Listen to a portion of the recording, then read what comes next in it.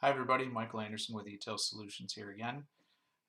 We're 1 week into this in terms of working remotely again, and I'm anxiously awaiting some brackets so I can put up the shelves behind me. But as I was doing that and working down here this Saturday, I was thinking a lot about what's been going on this week, some of the things that we've been involved in, and I thought I'd take a moment and just talk a little bit about retailers. We've seen very rapidly this last week a tremendous amount of increased activity from retailers who are being affected and closing down locations across the country. And I thought I'd share just a couple of examples of how a medium-sized retailer and a very large retailer are pivoting and using distributed logistics to be able to rapidly expand to help out their franchisees in terms of the retail locations in one scenario. In another scenario, how they're using distributed logistics to very quickly expand capacity. So this one first example is an 80 location retailer. The majority of those are franchisees who own their own inventory. And this particular retailer has not gone direct in the past out of concerns of channel conflict with their franchisees, but now are very quickly standing up a Shopify site. And that will be the primary sales channel that is sponsored effectively by a corporate, if you want to call it that.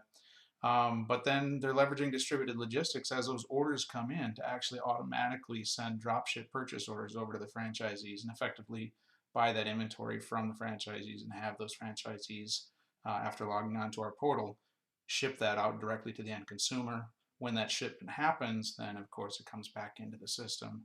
The order is complete. We push all the financials down to the appropriate systems and so forth. So by doing that, and we're trying to do it very, very rapidly, by doing that, they'll be able to help some of their franchisees start to liquidate some of that inventory with the hopes of being able to kind of weather the storm and hopefully be able to open back up very soon.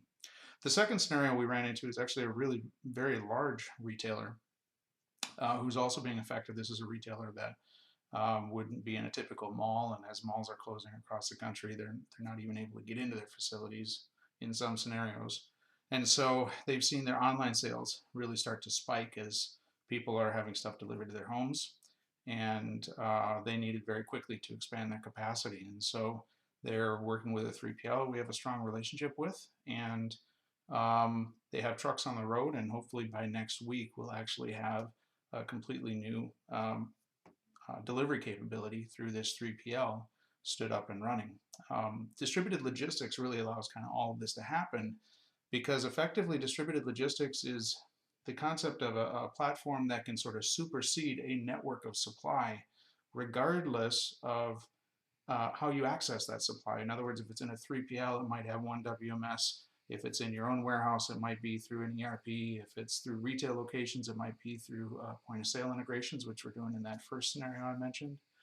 Um, Distributed logistics allows us to be able to see that entire network of supply and make that operate as a single seamless network in terms of facilitating the delivery.